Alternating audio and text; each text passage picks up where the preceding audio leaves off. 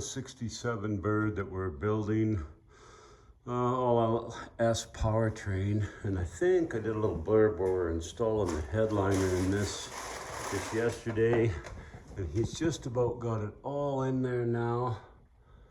And one of my guys, Chris, put this in, and he did an amazing job.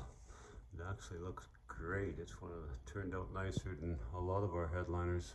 Turned out great. But anyway, I thought I'd give you a quick blurb on that.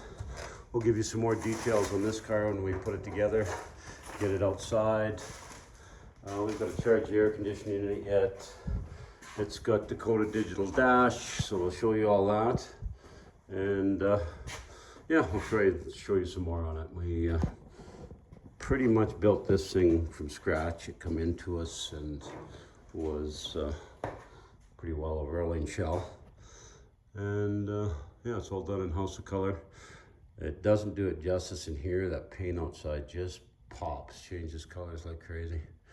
But yeah, we'll show you some more of this in upcoming videos too.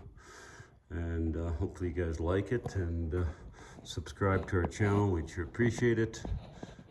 And try and get you guys some more content that you guys find interesting. Thanks for looking.